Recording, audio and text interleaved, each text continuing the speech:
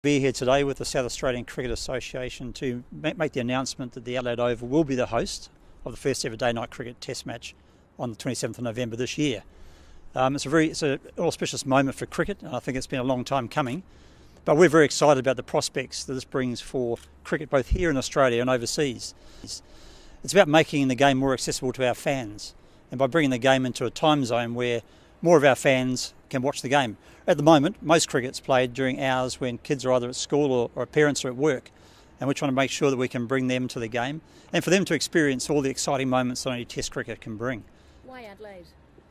Yeah, we looked at Adelaide, Hobart and Brisbane for this match, and Adelaide, because of the ground's a superb ground. We know the fans of Adelaide turn out in big numbers for Test match cricket, and it's also climatically ideal. So from the time, and also the perspective of the time in the series, it's the third match of the series, and that gives the New Zealand team and the Australian players time to get into the game before they play the first pink ball Test match.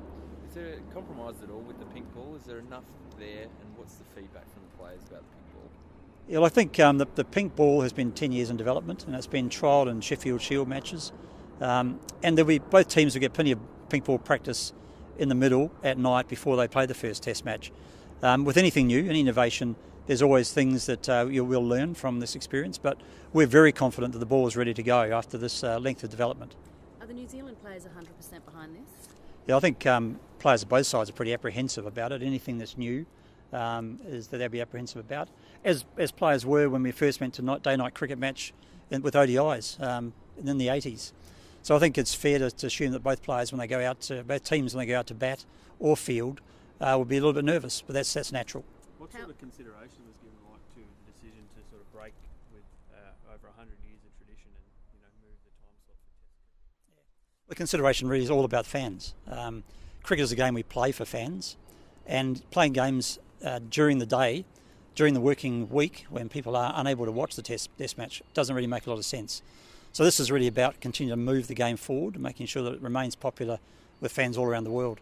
If that's the case, why wouldn't we do it with a wide sweeping, or why wouldn't every Test match be played at night? And do you think that would be a step that perhaps cricket is moving closer towards? Well, I think cricket, we're very fortunate here in Australia and other places in the world are as well, where we do play a lot of our cricket during holiday periods. So there's no thought at all, for example, of the Boxing Day Test or the Sydney New Year's Test match to be moved to night cricket.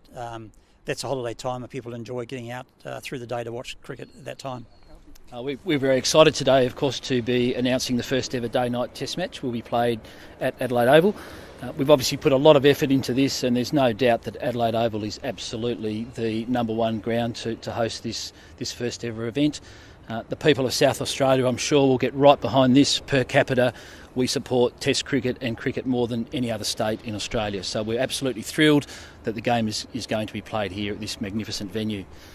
There's obviously been a lot of discussion too around the pink ball, and we're very mindful of that, and obviously in terms of preserving the traditions of the game, but also ensuring that the balance between bat and ball is maintained in that contest. And we're very confident, given the trials that have taken place also, and the fact that the pink ball now has been trialled for a number of years, that we are ready to go. So there will be massive interest around the world, and what better place to be having it than here in South Australia. Keith, talk us through a day, the first, or how it will work, what time do the gates open, what will be different for punters? Those details, as Mike has mentioned, are still being worked upon in terms of the start times and the breaks, but certainly we're very conscious of the fans and the people that are coming to the ground, that we do accommodate them. It's a cricket match, but also we want to offer them the best form of entertainment, and it's about promoting the game of cricket and Test cricket.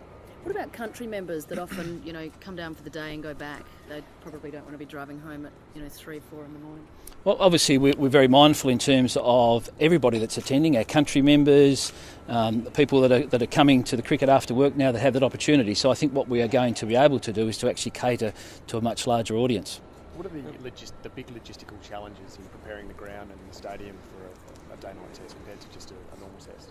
Well, there's certainly the normal considerations that we have in terms of pitch preparation, in terms of the lighting, but we also have a major consideration, of course, for the health and safety of all the members and guests and the public that come to the ground, because obviously they will be here at night. So we're very mindful in terms of lighting, in terms of the out the back, the village green experience that we do provide as well. So there's a lot of effort that is going into that to ensure that we cater for people, we cater for families, that it's a safe environment, that people can come and enjoy the experience. What did you learn from the day-night Sheffield Shield games? Was there a bit more patronage, I suppose, in those matches that I figure will, I guess, equate to test matches?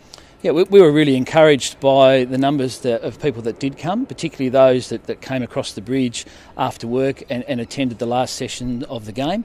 It was certainly useful too in terms of the player feedback and some of the fine-tuning that did occur in terms of the pink ball itself. So it's been an extremely useful exercise, and we're also looking at some day-night Shield cricket before the test on the 27th. Can you predict what a good crowd figure would be, considering we get wonderful crowds here anyway? Look, we get wonderful crowds, and my expectation would be that our numbers would be increased. We also have a fantastic team at the moment in New Zealand who are extremely competitive and feel that they have a chance to knock off Australia. So I think there is going to be great interest in the test match from a contest perspective as well. What will it mean for the pitch? What will we need to do differently? The pitch preparation will be as it is. We would expect a traditional Adelaide test, a traditional pitch, and Damien Hoff is certainly working on that. We have a few logistical issues that we've had to work through very carefully in terms of our planning, given the bump out from the ACD concert, which will happen the week earlier. I think in terms of people viewing the match, it will obviously have a massive worldwide audience. There will be an increased interest in this match, given it is the first ever day-night test, and I believe that can only be good for the state of South Australia in terms of showcasing what a magnificent venue we have and city we have, and attracting people to our state. What do you believe has been the feedback from punters so far? I think it's been nothing but positive so far. I think the people that have come here, the feedback we had from the World Cup has been absolutely amazing. The experience that people have had, our international visitors, our interstate visitors, we're seeing that for cricket, we're seeing that for football.